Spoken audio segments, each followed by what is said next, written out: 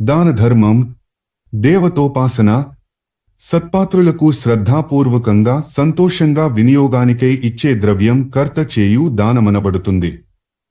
ఈ దానం ఇక్కడ సుఖభోగాలను, అక్కడ మోక్షాన్ని కర్తకు సంపాదించి పెడుతుంది. అయితే ఎవరైనా న్యాయపూర్వకంగా ఆర్జించిన దానిని దానం చేస్తేనే ఆ ఫలితం ఉంటుంది. అధ్యాపనం, చదువు చెప్పుట, యాజనం, ప్రతిగ్రహం ఈ మూడు బ్రాహ్మణుని వృత్తి ధర్మాలు. వీటి ద్వారా సంపాదించిన ద్రవ్యాన్ని గాని విద్యను గాని సుపాత్రులకు బ్రాహ్మణులు కూడా దానం చేయాలి. దానమనేది 4 ప్రకారాలు: నిత్య, నైమిత్తిక, కామ్య, విమల. ఫలాభిలాష లేకుండా ప్రత్యుపకార భావనారహితంగా బ్రాహ్మణునికి ప్రతిరోజూ చేసేది నిత్యదానం. తన పాపశాంతికై బ్రాహ్మణులకు చేయనది నైమిత్తిక దానం. సంతాన, విజయ, ఐశ్వర్య, స్వర్గప్రాప్తి ఇటువంటి వానిపై ఇచ్ఛతో ఇచ్చే దానిని కామ్యదానం అంటారు. దైవప్రీతికై బ్రహ్మజ్ఞానులకు చేసేది విమలదానం. ఇది కళ్యాణకారి. చెరకు లేదా యవ లేదా గోధుమ లేదా వరి పంటతో నిండి ఉండి సస్యశ్యామలమైన భూమిని వేదవిధులైన బ్రాహ్మణులకు దానమిచ్చువానికి ఇక పునర్జన్మే ఉండదు. భూదానాన్ని మించిన దానం లేదు, ఉండదు. బ్రాహ్మణునికి విద్యాదానం చేస్తే బ్రహ్మలోకం ప్రాప్తిస్తుంది. బ్రహ్మచారికి ప్రతిదినము శ్రద్ధగా చదువు చివరిదాకా నేర్పువానికి బ్రహ్మలోకంలో పరమపదం ప్రాప్తిస్తుంది. వైశాఖ పున్నమి నాడు పవాసముండి 5గురుగాని 7గురుగాని బ్రాహ్మణులను పద్ధతిగా పూజించి వారికి తేనె, నువ్వులు, నెయ్యి దానమిచ్చి సంతుష్టపరచి గంధాదులతో అలంకరించి ఈ క్రింది మంత్రం ద్వారా పూజించిన వారికి ఈ జన్మలో చేసిన పాపాలన్నీ తత్క్షణమే నశిస్తాయి. ప్రియతాం ధర్మరాజేతి యథామనసి వర్తతే. ఇక్కడ ధర్మరాజనగా యమధర్మరాజే. ఆచార 51 అలాగే కృష్ణమృగ చర్మంపై బంగారంతో బాటు పై వస్తువుల నుంచి దానమిచ్చిన వారికి ఆ క్షణంలోనే అన్ని రకాల పాపాలు నశిస్తాయి. వైశాఖ మాసంలో ఘృత, అన్న, జలాలను దానం చేస్తే విశేష ఫలితాలు లభిస్తాయి. కాబట్టి ఆ నెలలో బ్రాహ్మణులకు యమధర్మరాజును స్మరిస్తూ ఆ ద్రవ్యాలను దానమిచ్చిన వారికి అన్ని రకాల భయాలు తొలగిపోతాయి. ద్వాదశి నాడు ఉపవాసం చేసి సకల పాప వినాశకుడైన విష్ణు భగవానుని పూజించాలి. ఆ మాసంలో ఏ దైవాన్ని నమ్ముకున్నవారైనా బ్రాహ్మణులలో ఆ దైవాన్ని భావించుకుని పూజించి దానం చేస్తే ఆ దేవతలు తప్పకుండా దాత పట్ల సుప్రసన్నులవుతారు. స్త్రీ దేవతలను పాసించేవారు సౌభాగ్యవంతులైన స్త్రీలను రావించి పూజచే భోజనాదులచే దానంచే సంతృప్తిపరిస్తే ఆయా దేవీమ తల్లులు ప్రసన్నులవుతారు. సంతానాన్ని కోరుకునేవారు ఇంద్రదేవుని పూజించాలి. బ్రహ్మ వర్చస్సు కావలసిన వారు బ్రాహ్మణులలో బ్రహ్మదేవునాపాదించుకుని వారిని పూజాదానాలతో తృప్తి పనచాలి.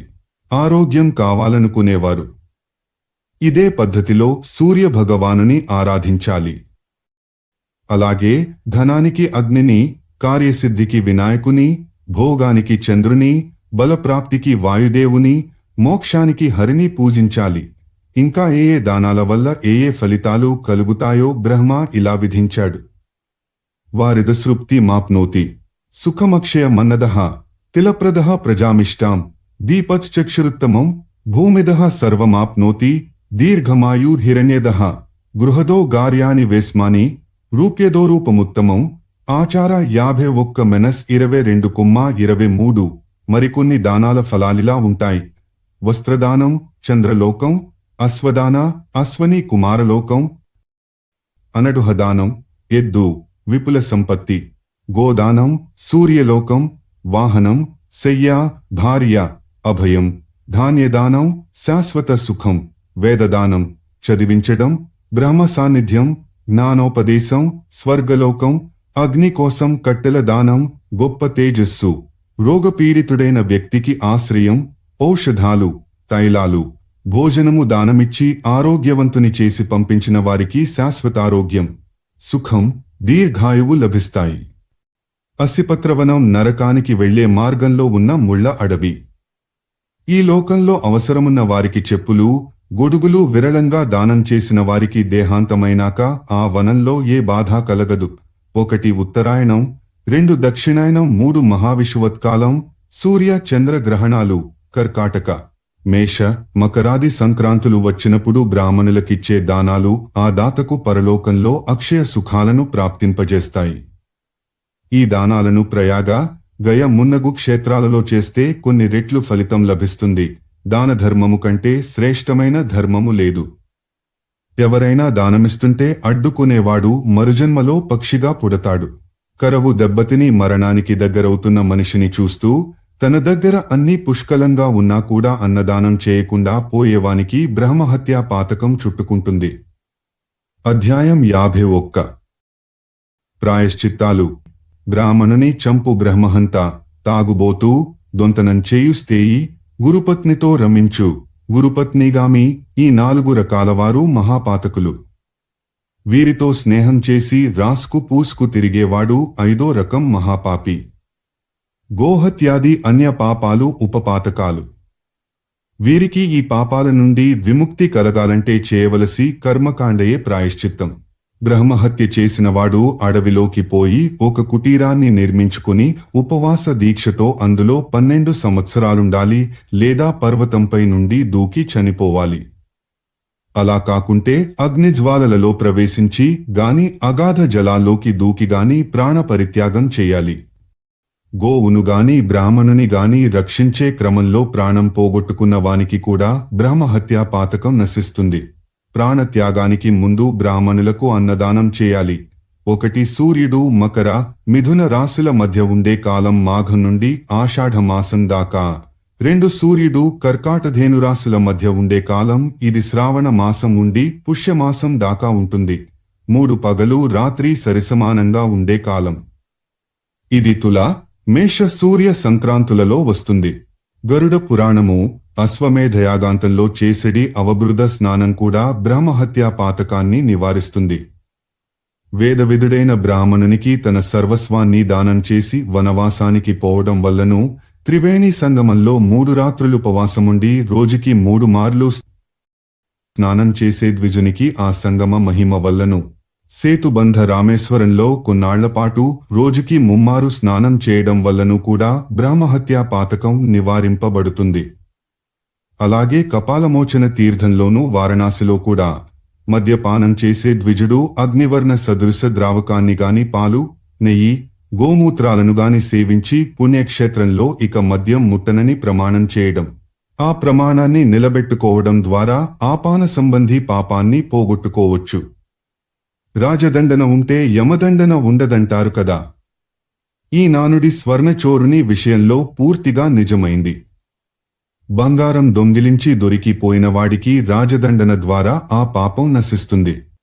గురుపత్నీగమనం చేసినవాడు తనంత పొడవే ఉన్న ఒక ఇనుప స్త్రీమూర్తిని తయారు చేయించి దానిని అగ్నిలో ఉంచి ఇక కరిగిపోతుందనగా పైకి తీయించి దాని సర్వాంగాలు తగిలేలాగా గాఢంగా కౌగలించుకోవాలి, లేదా బ్రహ్మహత్యా పాతకనాశక ప్రాయశ్చిత్తాన్ని చేసుకోవాలి, లేదా 4-5 మార్లు చాంద్రాయణ వ్రతాన్నాచరించాలి.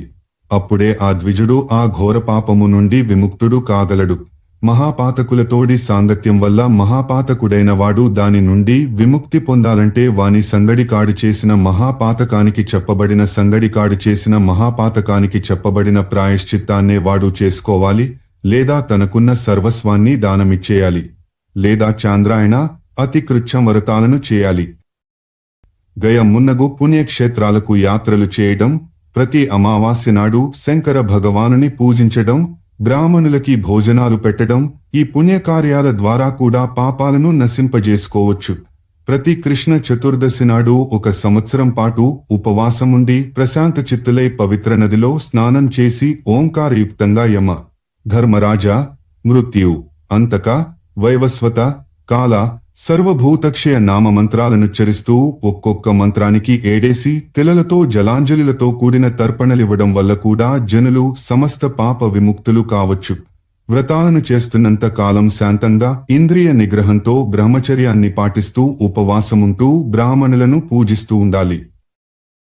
కార్తీక శుద్ధష్టి నాడు ఉపవాసం చేసి సప్తమి నాడు సూర్య భగవానుని పూజిస్తే ఎన్నో పాపాలు నశిస్తాయి.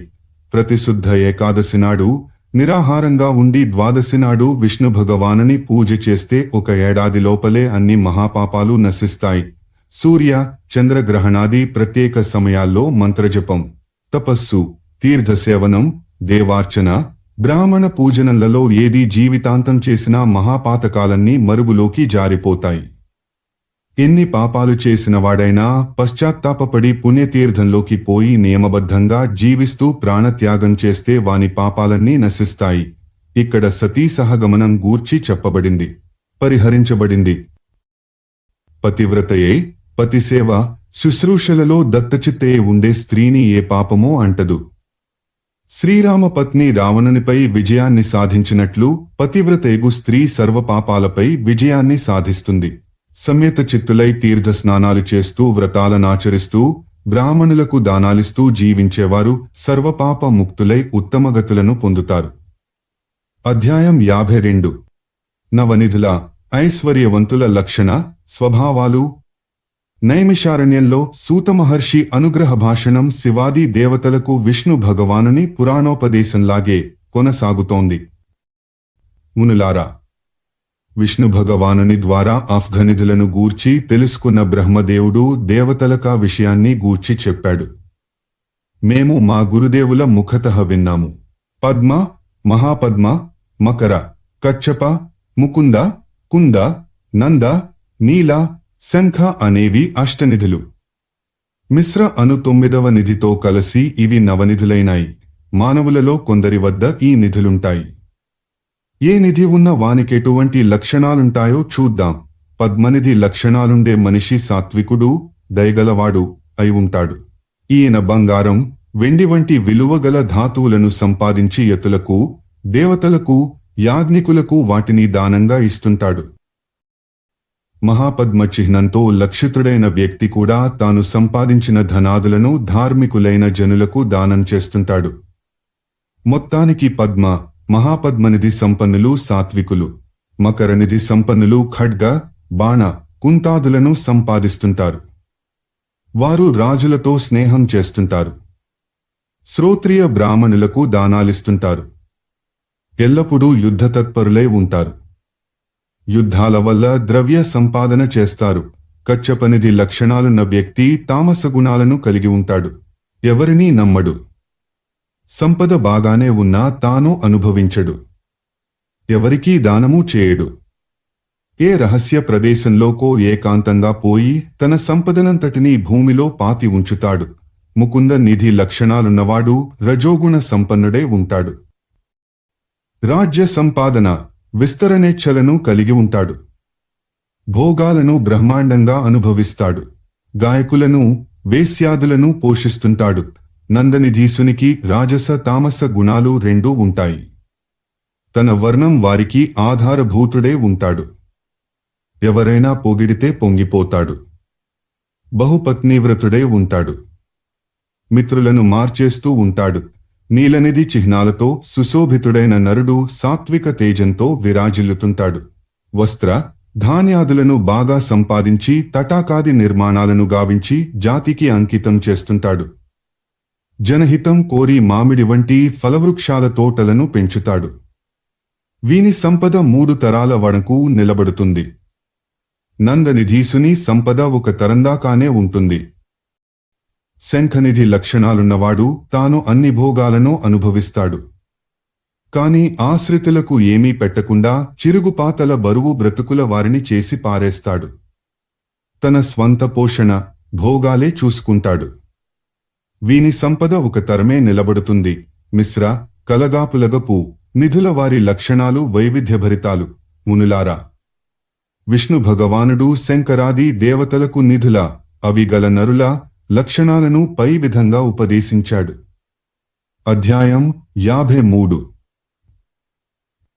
భువనకోశ వర్ణన. ప్రియవ్రత మహారాజు వంశం. మనుపుత్రుడైన ప్రియవ్రతనకు 10 మంది కొడుకులు కలిగారు. వారు అగ్నిధృడు, అగ్నిబాహువు, వపుష్మాన్, ద్యుతిమాన్, మేధనిధి, భవ్యుడు, సబలుడు, పుత్రుడు, జ్యోతిష్మాన్. వీరిలో మేధ, అగ్నిబాహువు, పుత్రుడు అనువారు గొప్ప యోగీశ్వరులు, జాతిస్మరులు అనగా పూర్వజన్మ జ్ఞానం కలవారు, మహాసౌభాగ్య అంటే ధనం కాదు, శీలురు. రాజ్యం పట్ల గాని ఇతర సాంసారిక విషయాలపై గాని వారు ఏమాత్రమూ ఆసక్తి చూపకపోవడంతో ప్రియవ్రతుడు మిగతా 7గురికి సప్తద్వీప సమన్వితమైన పృథ్విని పంచేశాడు. 50 కోట్ల యోజనాల్లో విశాలంగా పడచుకుని ఉన్న ఈ పృథ్వీ నదిలో తేలియాడే నౌకలాగా అశేష జలరాశిపై బంతి వలె తేలియాడుతున్నది. జంబూ, లక్ష, సాల్మల, కుశ, క్రౌంచ, శాక, పుష్కర అనునవి సప్తద్వీపాలు. ఇవి లవణ, ఇక్షు, సుర, ఘృత, దధి, దుగ్ధ, జల అనే సప్తసముద్రాలచే చుట్టబడియున్నవి. ఈ ద్వీపాలు, సముద్రాలు మనం చెప్పుకుంటున్న క్రమములోనే ఒకదానికి తరువాతిది రెండింతల విస్తీర్ణంలో ఉన్నాయి. జంబూ ద్వీపంలో మేరువను పేరుగల పర్వతమొకటుంది. అది 1,00,000 యోజనాల విస్తీర్ణంలో పరచుకుని ఉన్నది. దాని ఎత్తు 84,000 యోజనాలు. అది 16,000 యోజనాల క్రిందికి భూమిలోకి పాతుకుపోయి ఉంది. మేరు పర్వత శిఖర విస్తృతి 32,000 యోజనాలు. మేరు పర్వతం గూర్చి బాగా విపులంగా భవిష్యపురాణంలో చెప్పబడింది. కర్ణిక 16,000 యోజనాలు. మేరువుకి దక్షిణంలో హిమాలయం, హేమకూటం, నిషధం, ఉత్తరం లో నీలం, శ్వేతం, శృంగి అను వర్ష పర్వతాలున్నాయి. హే నీలకంఠ! లక్షాది ద్వీపాల్లో నివసించేవారికి మృత్యు ఉండదు.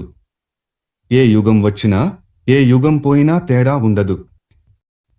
జంబూ ద్వీపాన్ని పాలించిన అగ్నీధర మహారాజుకి 9 కొడుకులు. వారుహ నాభి, కింపురుష, హరివర్ష, ఇలావృత, రమ్య, హిరణ్మయ, కురు, భద్రాస్వ, కేతుమాల, నామధేయులు. తండ్రి వారికిచ్చిన రాజ్యభాగాలు వారి పేళ్లతోనే ప్రసిద్ధమయ్యాయి. నాభి మహారాజుకి మేరుదేవి యను పత్ని ద్వారా ఋషభుడను పుత్రుడు కలిగాడు. ఋషభపుత్రుడైన మొదటి భరతుడు శాలగ్రామ తీర్థంలో నిత్యవ్రతరతుడే ఉండేవాడు. అతని తరువాత వంశంలో తైజసుడు, ఇంద్రద్యుమ్నుడు, పరమేష్టి, ప్రతీహారుడు, ప్రతిహర్త, ప్రస్తారుడు, విభుడు, నత్తుడు, నరుడు, విరాటుడు, ధీమాన్, భౌవన్, త్వష్ట, విరజుడు, రజుడు, సతజితుడు, విశ్వజ్యోతి అనేవారు పితృపుత్ర పరంపరగా జనించారు. అధ్యాయం 54. భరతవర్ష వర్ణన. శివశంకర. జంబూ ద్వీప మధ్యభాగంలో ఇలావృత దేశముంది. దానికి తూర్పున అద్భుత భద్రాస్వ వర్షం, దానికి ఆగ్నేయంలో హిరణ్వాన్ అను దేశము ఉన్నాయి. మేరు పర్వత దక్షిణ భాగం కింపురుష వర్షమనబడుతోంది. దానికి దక్షిణంలోనున్న ప్రాంతం భరతవర్షం లేదా భారతవర్షంగా ప్రసిద్ధి చెందింది. ఈ భరతవర్షానికి తూర్పున కిరాత, పడమట యవన దేశాలున్నాయి. దక్షిణంలో ఆంధ్ర, ఉత్తరంలో తురుష్కాది దేశాలున్నాయి. ఈ భరతవర్షంలోనే 4 వర్ణాల ప్రజలుంటారు. ఇక్కడ మహేంద్ర, మలయ, సహ్య, సుక్తిమాన్, వృక్ష, వింధ్య, పారియాత్రములనే 7 కుల పర్వతాలున్నాయి. ఈ భరతవర్షంలోనే వేదస్మృతి, నర్మద, వరద, సురస, శివ, తాపి, పయోష్టి, సరయు, కావేరి, గోమతి, గోదావరి, భీమరథి, కృష్ణవేణి, మహానది, కేతుమాల, తామ్రపర్ణి, చంద్రభాగ, సరస్వతి, ఋషికుల్య, మత్తగంగా, పయస్విని, విదర్భ, శతద్రు మున్నగు మంగళ ప్రదములు పాప వినాశనులు నగు నదులు నిత్యం ప్రవహిస్తుంటాయి. పాంచాల, కురు, మత్స్య, యౌధేయ, పటచ్చర, కుంత, శూరసేన దేశాలలో నివసించే వారిని మధ్య దేశీయులంటారు. పాద్మ, సూత, మాగధ, చేది, కాసేయ, విదేహ ప్రాంతాలు తూర్పులో ఏర్పడ్డాయి. కోసల, వంగ, కళింగ, పుండ్ర, అంగ, విదర్భలు వింధ్య ప్రాంతంలో నున్న ప్రదేశాలు పూర్వదక్షిణాల తటవర్తి భూభాగంలో ఉన్నాయి. పులింద, అస్మక, జీమూత, నయ రాష్ట్రాలవారు, కర్ణాటక, కంభోజ, ఘన దేశాల వాసులు దాక్షిణాత్యులనబడతారు. ఇక అంబష్ట, ద్రవిడ, లాట, కంభోజ, స్త్రీముఖ, శక, ఆనర్తవాసులు దక్షిణ పశ్చిమ దేశీయులు. స్త్రీ రాజ్య, సైంధవ, మ్లేచ్ఛ, నాస్తిక, యవన, మథుర, నిషధ ప్రాంత నివాసులంతా పడమటివారి క్రింద పరిగణింపబడుతున్నారు. మాండవ్య, తుషార, మూలిక, అశ్వముఖ, ఖస, మహాకేశ, మహానాస దేశాలు ఉత్తర పశ్చిమాల్లో ఉన్నాయి. లంబక, స్తననాగ, మాద్ర, గాంధార, బాహ్లిక, మ్లేచ్ఛ దేశాలు హిమాలయానికి ఉత్తర తటంలో ఉన్నాయి. త్రిగర్త, నీల, కోలాత, బ్రహ్మపుత్ర, సటంకణ, అభిషాహ, కశ్మీర దేశాలు ఉత్తర పూర్వ దిశలలో ఉన్నాయి. ఇది భరతవర్ష భౌగోళికత. అధ్యాయం 55. లక్ష పుష్కరాది ద్వీపాలు. పాతాళం. లక్ష ద్వీపాధీసుడైన మేధాతిథి కేడుగురు పుత్రులు. వారు క్రమంగా శాంతభవుడు, శిశిరుడు, సుఖోదయుడు, నందుడు, శివుడు, క్షేమకుడు, ధ్రువుడు. కాగా వారందరూ ఈ ద్వీపాన్ని పరిపాలించారు. ఈ ద్వీపంలో గోమేద, చంద్ర, నారద, దుందుభి, సోమక, సుమనస, వైద్రాజమను పేళ్లుగల సప్త పర్వతాలున్నాయి. ఇక్కడ అనుతప్త సిఖి విపాస, త్రిదివ, క్రము, అమృత, సుకృత నామకములైన నదులు ప్రవహిస్తున్నాయి. వపుష్మాన్ లేదా వపుష్మంతుడు సాల్మక ద్వీపానికి రాజు. అతనికి 7 కొడుకులు. శ్వేత, హరిత, జీమూత, రోహిత, వైద్యుత, మానస, సప్రభ అనే వారి పేర్లతోనే ఆ వర్షాలు అంటే రాజ్యాలు కూడా ప్రసిద్ధి చెందాయి. లక్షద్వీపంలో కుముద, ఉన్నత, ద్రోణ, మహిష, బలాహక, క్రౌంచ, కకుద్మాన అను పేళ్లుగల 7 పర్వతాలున్నాయి. యోని, తోయ, వితృష్ణ, చంద్ర, శుక్ల, విమోచని, విధృతి నామకములైన సప్తనదులు కూడా ఉన్నాయి. ఇవన్నీ పాపనాశకాలే. కుశద్వీపానికి స్వామి జ్యోతిష్మంతుడు. ఆయనకు 7 కొడుకులే. వారు ఉద్భిద, వేణుమాన్, ద్వైరద, లంబన, ధృతి, ప్రభాకర, కపిల నామధేయులు. వారి పేర్లతోనే వారు పాలించిన ఇక్కడి వర్షాలు ప్రసిద్ధికెక్కాయి. ఈ ద్వీపంలో విద్రుమ, హేమశేల, ద్యుమాన్, పుష్పవాన్, కుశేశయ, హరి, మందరాచలము అను పేర్లుగల 7 వర్ష పర్వతాలున్నాయి. ఇక్కడ ధూతపాప, శివ, పవిత్ర, సన్మతి, విద్యుదభ్ర, మహి, కాసాయను సప్త పాపనాశకాలైన నదులు ప్రవహిస్తున్నాయి. మహాదేవ. క్రౌంచ ద్వీపానికి రాజు మహాత్ముడైన ద్యుతిమంతుడు. ఆయనకు కూడా 7 కొడుకులే. వారి పేర్లు కుశలుడు, మందగుడు, ఉష్ణుడు, పివరుడు, అంధకారకుడు. ముని, దుందుభి. ఈ ద్వీపంలో క్రౌంచ, వామన, అంధకారక, దివావృత్, మహాశైల, దుందుభి, పుండరీకవాన్ నామక సప్త పర్వతాలున్నాయి. ఇక్కడ గౌరీ, కుముద్వతి, సంధ్య, రాత్రి, మనోజవ, ఖ్యాతి పుండరీక నామములు గల నదులు ప్రవహిస్తున్నాయి. శాకద్వీపరాజైన భవ్యునికి కూడా జలద, కుమార్, సుకుమార, అరుణీబక, కుసుమోద, సమోదార్కి, మహాద్రుమ నామధేయులైన 7 కొడుకులున్నారు. ఇక్కడ నలిని, సుకుమారి, కుమారి, ధేనుక, ఇక్షు, వేణుక, గభస్తి అను పేర్లుగల ప్రసిద్ధ నదులు ప్రవహిస్తున్నాయి. పుష్కర ద్వీప పాలకుడైన శబల మహారాజుకి మహావీరులైన 2 కొడుకులు పుట్టారు. వారి పేర్లు మహావీరుడు, ధాతకి. వారి పేర్లతోనే ఇక్కడ 2 వర్షాలేర్పడ్డాయి. ఈ రెండిటి మధ్య మానసోత్తరమను పేరుగల మహాపర్వతముంది.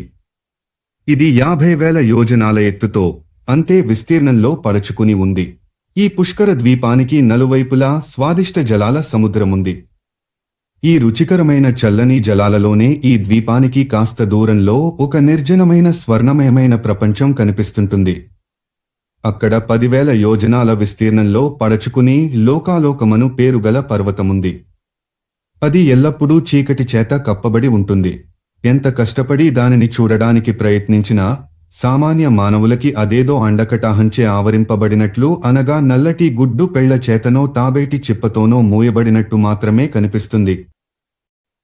కపర్ద్యాది దేవతలారా, ఈ భూమి ఎత్తు 70,000 యోజనాలు. ఇందులో 10,000 యోజనాల దూరంలో పాతాళ లోకాలున్నాయి. వాటిని అతల, వితల, నితల, గభస్తిమాన్, మహాతల, సుతల, పాతాళ లోకాలని వ్యవహరిస్తారు. ఈ లోకాలలో భూమి కృష్ణ, శుక్ల, అరుణ, పీత, శర్కర సదృశ, శైల, స్వర్ణ వర్ణాలలో ఉంటుంది. అదే దైత్యుల, నాగుల నివాస భూమి దారుణ పుష్కర ద్వీపంలోనే నరకాలుంటాయి.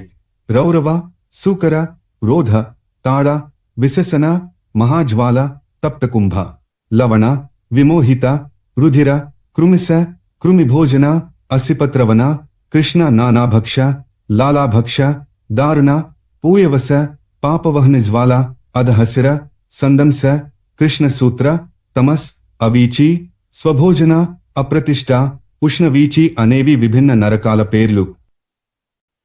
ఈ లోకాలన్నిటికీ పైన జల అగ్ని వాయు ఆకాశలోకాలున్నాయి. ఇంతవరకు చెప్పబడిన దానిని బ్రహ్మాండమంటారు. దీనికి బాగా పైన దీనికి పదింతల పరిమాణంలో మరొక లోకముంది. అందులో శ్రీమన్నారాయణుడుంటాడు. అధ్యాయాలు 56-57. నవగ్రహాల రథాలు. దేవతలారా, సూర్యదేవుని రథం వైశాల్యము 9,000 యోజనాలు. దాని ఈశాదండానికి అంటే కాడికి రథ మధ్యానికి మధ్య ఉండే దూరం రథ వైశాల్యానికి రెట్టింపు ఉన్నది. ఇరుసు 1,87,00,000 యోజనాల పొడవు ఉంటుంది.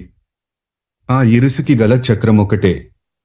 దానికి 3 నాభులు, పూర్వ మధ్య అపర అహాలు, 5 అరలు, పరివత్సరాదులు, 6 నేములు, వసంతాది 6 ఋతువులు.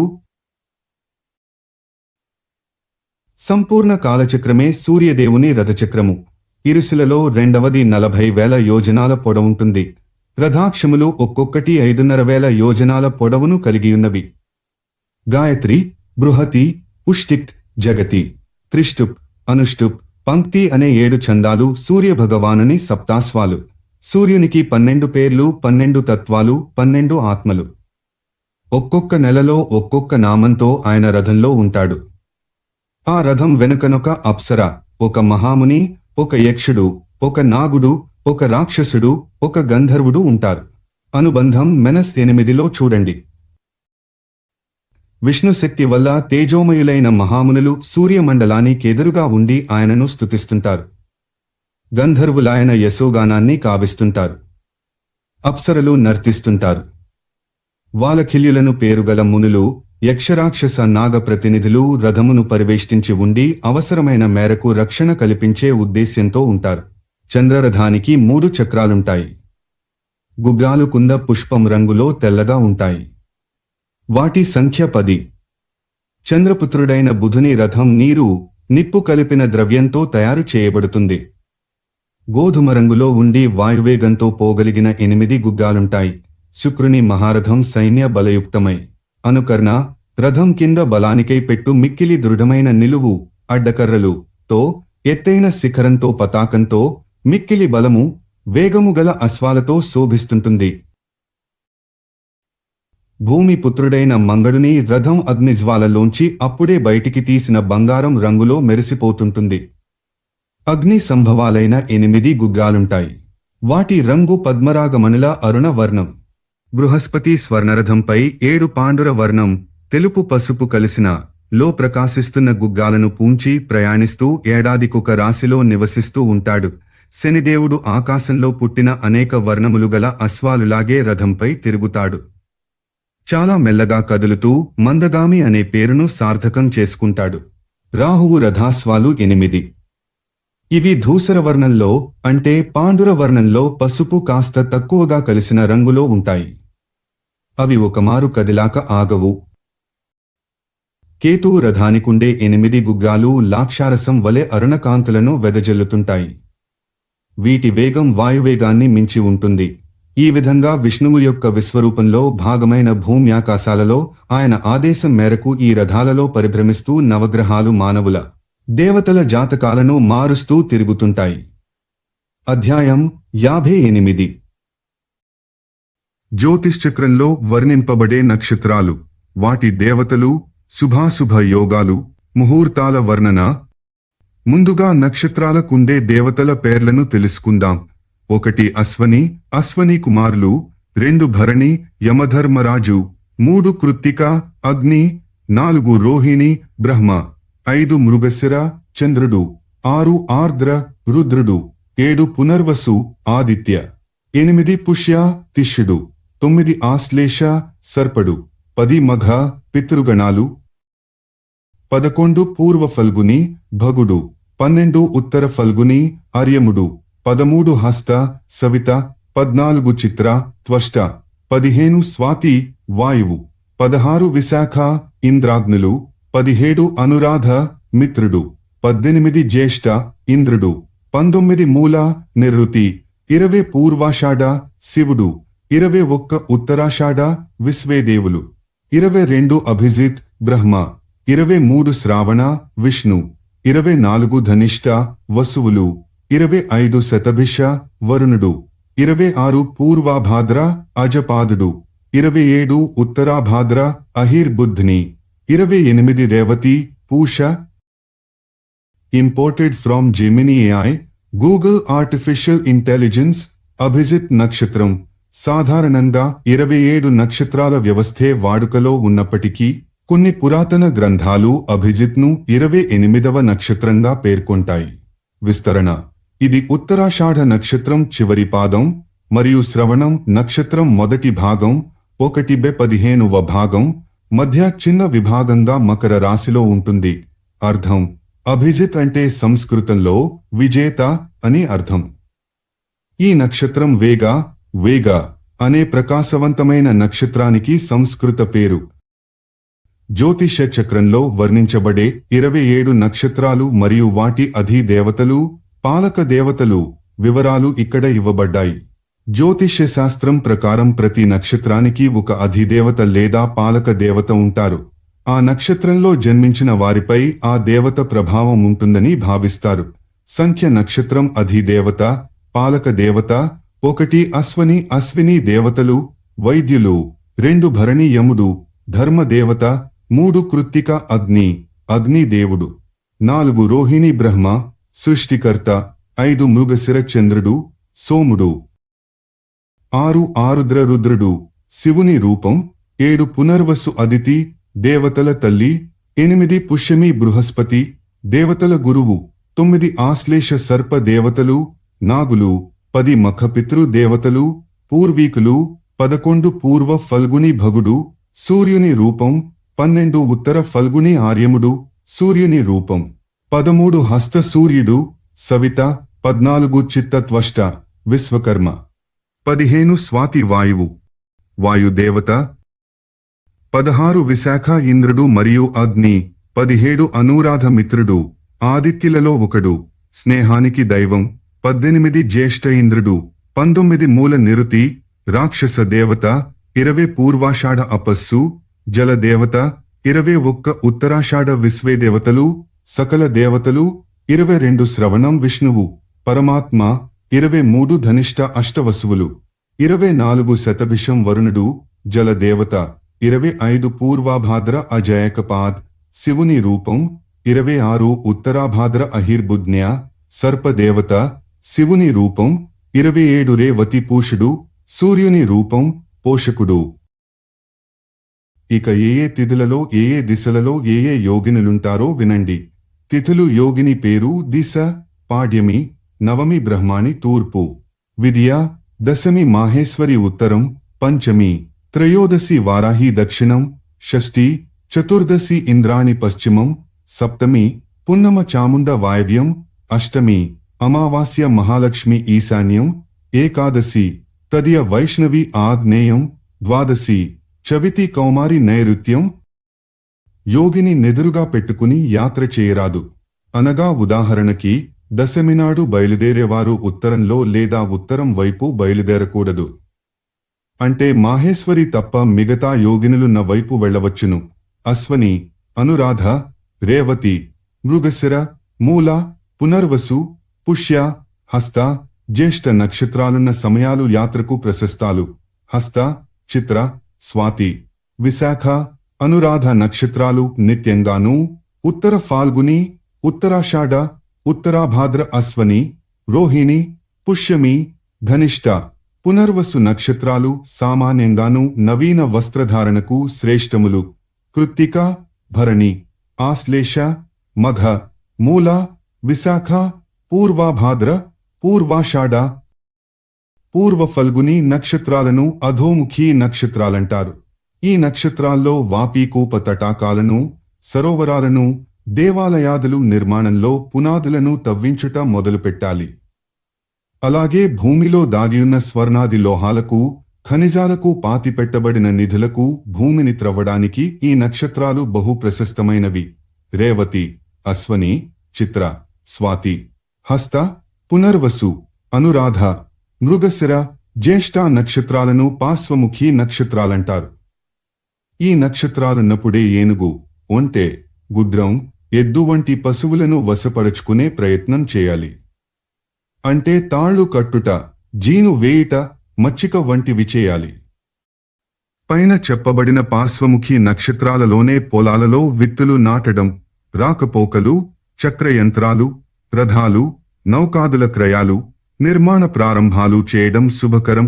రోహిణి, ఆర్ద్ర, పుష్య, ధనిష్ట, ఉత్తర ఫల్గుని, ఉత్తరాషాఢ, ఉత్తరాభాద్ర, శతభిష, వారుణ, శ్రవణ ఈ 9 నక్షత్రాలను ఊర్ధ్వముఖి నక్షత్రాలంటారు. వీటిలో రాజ్యాభిషేకం, అధికార స్వీకరణం వంటి కార్యాలను చేయాలి. అభ్యుదయప్రదాయకములైన కార్యాలను చేపట్టాలి. చవితి, షష్ఠి, అష్టమి, నవమి, ద్వాదశి, చతుర్దశి, అమావాస్య, పున్నమ తిథులు అశుభకారకాలు. ఈ తిథులలో శుభకార్యాలను చేయరాదు. కృష్ణపాడ్యమి, బుధవారం నాడు పడిన విదియ శుభదినాలు. మంగళునితో కలిసిన తదియ, శనితో కలిసిన చవితి, గురువారం నాడు పడిన పంచమి, శుక్రవారం షష్ఠి. షష్ఠి మంగళగ్రహం కలిసి పడిన రోజులు మంచి రోజులు. అలాగే బుధవారం సప్తమి, మంగళ లేదా ఆదివారాల్లో అష్టమి, సోమవారం నవమి, గురువారం దశమి కలిసి వచ్చిన రోజులు శుభదినాలు. ఏకాదశి రోజున గురు లేదా శుక్రవారాలు. బుధవారం ద్వాదశి, శుక్ర మంగళవారాల్లో త్రయోదశి, శనివారం చతుర్దశి, గురువారం నాడు పడిన అమావాస్య పున్నమి రోజులు కూడా శుభప్రదాలే. ద్వాదశి, ఆదివారం, ఏకాదశి, సోమవారం, దశమి మంగళవారం, నవమి, బుధవారం, అష్టమి, గురువారం, సప్తమి, శుక్రవారం, షష్ఠి, శనివారం యోగించిన వాటిని దగ్ధ దినాలంటారు. ఇటువంటి తిథి, దగ్ధ యోగ సమయాల్లో యాత్రల వంటి శుభకార్యాలను మొదలెట్టకూడదు. పాడ్యమి, నవమి, చతుర్దశి, అష్టమి తిథులు బుధవారం నాడు పడితే మరీ ప్రమాదం. ఆ రోజుల్లో పక్క ఊరికి కూడా బయలుదేరే ఆలోచనే చేయరాదు. మేష కర్కాటక సంక్రాంతి అష్టమితోగాని, కన్యమిథున సంక్రాంతి అష్టమితో, వృష కుంభ సంక్రాంతి చవితితో, మకర తుల సంక్రాంతి ద్వాదశితో, వృశ్చిక సింహ సంక్రాంతి ద్వాదశితో, వృశ్చిక సింహ సంక్రాంతి దశమితో, ధను మీన సంక్రాంతి చతుర్దశితో కలసిపడిన రోజులు మహాదగ్ధ దినాలు. ఇవి కష్టదాయకాలు. ఈ తిథుల్లో నూతన ప్రయత్నాలు చేయరాదు. మహాదేవాదులారా, రవివారంతో విశాఖ, అనురాధతో జ్యేష్ఠతిథి, సోమవారంతో పూర్వాషాఢ, ఉత్తరాషాఢ, శ్రవణ నక్షత్రాలు, మంగళవారంతో ధనిష్ట, శతభిష, పూర్వాభాద్రలు, బుధవారంతో రేవతి, అశ్వని, భరణులు, గురువారంతో రోహిణి, మృగశిర, అర్ధలు, శుక్రవారంతో పుష్య, ఆశ్లేష ముఖలు, శనివారంతో ఉత్తర ఫల్గుని, హస్త, చిత్రలు యోగిస్తే ఆ దుర్యోగం ఉత్పాతాలను కలిగిస్తుంది. ఆయా కాలాల్లో యాత్రాది కార్యాలు ప్రారంభిస్తే ఉత్పాతాలు, మృత్యువు రోగాలు సంభవించవచ్చును. ఆదివారంతో మూల, సోమవారముతో శ్రవణ, మంగళవారంతో ఉత్తరాభాద్ర, బుధవారంతో కృత్తిక, గురువారంతో పునర్వసు, శుక్రవారంతో పూర్వ ఫల్గుని, శనివారంతో స్వాతి కలిసొస్తే మాత్రం అది అద్భుత శుభయోగం. దాన్ని అమృత యోగమంటారు. ఆ రోజుల్లో చేపట్టే కార్యాలన్నీ సిద్ధిని పొందుతాయి.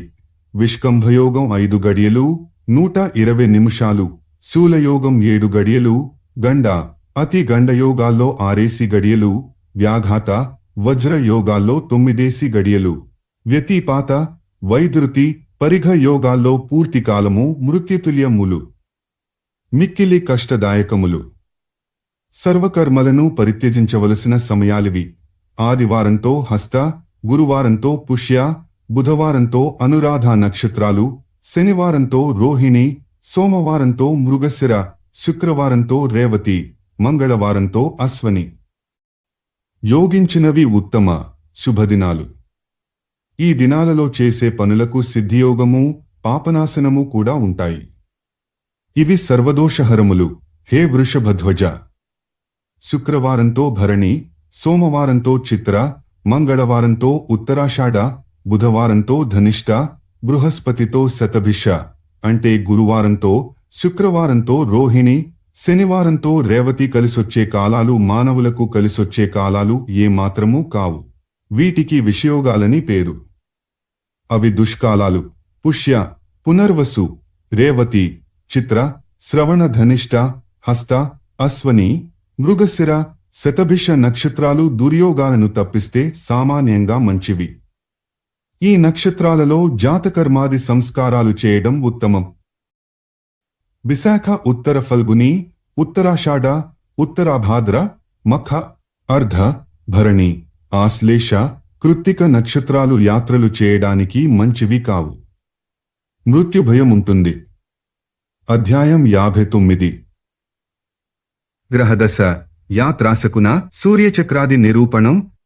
ఈ పురాణంలో నీయబడిన గ్రహాల మహాదశల యోగ్య సమయం, వాటి క్రమం పరాశర మహర్షి ద్వారా నిర్దిష్టమైన వింశోత్తరీ మహాదశతో అక్కడక్కడ ఏకీభవించడం లేదు. ఇందులో కేతుదశ కూడా కనబడుటలేదు. మహేశాదులారా, ఇప్పుడు గ్రహాల మహాదశలను వర్ణిస్తాను. సూర్యుని దశ 6 ఏళ్లు, చంద్రునిది 15, మంగళునిది 8, బుధునిది 17, శనిది 10, గురువుది 19, రాహువుది 12, శుక్రునిది 21. సూర్యదశ అనగా ఒక వ్యక్తి జీవితంపై సూర్యగ్రహాధిపత్యం కొనసాగే కాలం దుఃఖములనే ఎక్కువగా కలిగిస్తుంది. ఉద్వేగాలను రేకెత్తిస్తుంది. రాజుని నాశనం దాకా తీసుకుపోతుంది. చంద్రదశ ఐశ్వర్యాన్నిస్తుంది. సుఖాలను సృష్టించ ప్రసాదిస్తుంది. ఇష్టమైన, మనసుకి అనుకూలమైన అన్నాదులనిస్తుంది. మంగళుని దశ దుఃఖాన్నే ఎక్కువగా ఇస్తుంది. రాజ్యాదులు నశిస్తాయి. బుధ మహాదశ చాలా మంచిది. ఈ దశలో దివ్యమై స్త్రీ లాభము, రాజ్యప్రాప్తి, కోశవృద్ధి వంటివి ఒనగూడుతాయి. శని మహాదశలో రాజ్యనాశం, బంధు బాంధవాది కష్టం జరుగుతాయి. అంటే బంధువులకు బాంధవులకు కష్టాలస్తాయని తాత్పర్యం. గురు మహాదశలో రాజ్యలాభం, సుఖ సమృద్ధి కలుగుతాయి. ధర్మోద్ధరణ బుద్ధి కలుగుతుంది. రాహుదశలో రాజ్యనాశనము, రోగములు పెరుగుట, దుఃఖాలు సృష్టింపబడుట జరుగుతాయి. శుక్రమహాదశలో రాజ్య, గజ, అశ్వ, స్త్రీ లాభాలుంటాయి. మంగళుని యొక్క క్షేత్రం మేష నక్షత్రం. అలాగే శుక్ర, బుధ, చంద్రగ్రహాలకు వృషభ, మిథున కర్కాటకాలు క్షేత్రాలు. ఈ క్షేత్రాలపై వాటి ప్రభావం ఉంటుంది. బుధునికి కన్యారాశి కూడా క్షేత్రమే. సూర్య, శుక్రులకు సింహ, తులారాశులు క్షేత్రాలు. మంగళునికి వృశ్చిక రాశి కూడా క్షేత్రమే. బృహస్పతికి ధను, మీనాలు, శనికి మకర, కుంభాలు క్షేత్రాలు. సూర్యగ్రహం కర్కాటక రాశిలోకి వెళ్ళినప్పుడు విష్ణువు శయనిస్తాడు. అశ్వని, రేవతి, చిత్ర, ధనిష్ట నక్షత్రాలు ఆభూషణ ధారణకు ఉత్తమములు. అంటే ఈ నక్షత్రాలున్న సమయాల్లో కొత్త నగలను, ఉంగరాలు మున్నగు వాటిని ధరిస్తే మంచిది. యాత్రలో కుడివైపున లేడి, సర్పము, కోతి, గండుపిల్లి, కుక్క, పంది, నీలకంఠ, పక్షి, ముంగిస కనిపిస్తే మంచిదే. ఆ వ్యక్తికి ఆ యాత్ర మంగళప్రదమవుతుంది. బ్రాహ్మణ కన్య ఎదురుగా వచ్చిన, శంఖ మృదంగ వాద్యాలు వినిపించినా, సదాచారి, శ్రీమంతుడు నగు వ్యక్తి కనిపించినా కూడా మంచిదే. వేణువు, మంచి స్త్రీ, నీటికుండ ఎదురుగా రావడం శుభసూచకం. యాత్రలో ఎడమవైపు నక్క, ఒంటె, గాడిద కనిపించడం మంగళప్రదమే. కాని పత్తి, మందులు, నూనె, రగులుతున్న అగ్ని జుట్టు విరబోసుకున్న మనిషి, పామును పట్టుకున్నవాడు, నగ్నంగానున్న పెద్దవారు కనిపించడం అశుభసూచకం, మంచిది కాదు. తుమ్ములు కూడా అన్నీ చెడ్డవి కావు. తూర్పు వైపు తుమ్ము వినిపిస్తే మంచిది. పడమటి నుండి తుమ్ము వినిపిస్తే తీపి పదార్థాలు లభిస్తాయి. వాయవ్యం నుండి వినిపిస్తే ధనప్రాప్తి ఉంటుంది. ఉత్తరం వైపు నుండి వినిపిస్తే కలహం వస్తుంది. ఆగ్నేయం నుండి తుమ్ము వినిపిస్తే శోక, సంతాపాలు కలుగుతాయి. దక్షిణం వైపు నుండైతే హాని వస్తుంది. నైరుత్యం ఆగ్నేయం వలనే ఈశాన్యం వైపు నుండి వినిపించే తుమ్ము అత్యంత ప్రమాదకరం. మరణ సమానమైన కష్టాలు కలుగుతాయి. సూర్యభగవానుని ప్రతిమను మనిషి ఆకారంలోనే చేయాలి. సూర్య ప్రతిమను తయారుచేసిన రోజున ఆయన ఏ నక్షత్రంలో ఉన్నాడో చూసుకుని దాని నుండి 3 తారలను లెక్కగట్టి వాటిని ఆ ప్రతిమ యొక్క మస్తకంపై నిర్మించాలి. ఆ రోజు ఉన్న నక్షత్రాన్ని ముఖంపై అంకితం చేయాలి. దానికి తరువాత వచ్చే నక్షత్రాలను భుజాలపై స్థాపించాలి. వాటి తరువాత రెండింటినీ ఇరుహస్తాలపై చిత్రించాలి. అనంతరం వచ్చే 5 నక్షత్రాలను ప్రతిమ హృదయంపై లిఖించి తరువాతి దానిని నాభి మండలంలోనూ ఆ తరువాత నక్షత్రాన్ని పిరుదుల మధ్య లిఖించాలి. తరువాత 2 తారలను మోకాళ్లపైన, మిగిలిన వాటిని సూర్యదేవుని చరణాలపైనను లిఖించాలి. ఇక సూర్య చక్రం వివరాలను వినండి. దాని చరణాలపై జాతకుని జన్మ నక్షత్రం పడితే వాడు అల్పాయుష్కుడవుతాడు. మోకాళ్లపై పడితే విదేశయానం చేస్తాడు. గుహ్యస్థానంపై పడితే స్త్రీలతో నెక్కువగా సుఖించేవాడవుతాడు. నాభిస్థానంపై పడితే అల్పసంతోషి అవుతాడు. జన్మనక్షత్రం సూర్యదేవుని హృదయస్థానంపై పడ్డవాడు మహేశ్వరుని ఎంతవాడు కాగలడు. చేతులలో పడితే దొంగవుతాడు. భుజాలపై అయితే అస్థిరుడు, కంధాలపైనైతే కుబేరునంత ధనికుడు, ముఖంపైనైతే తీపి పదార్థాలు ప్రాప్తించేవాడు కాగలరు. మహేశ. ఏ మనిషి జన్మనక్షత్రమైతే సూర్యుని మస్తకంపైనున్న నక్షత్రమవుతుందో అతడు నిత్యం పట్టు వస్త్రాలే ధరించు ప్రధాన వ్యక్తి కాగలడు. అధ్యాయం 60.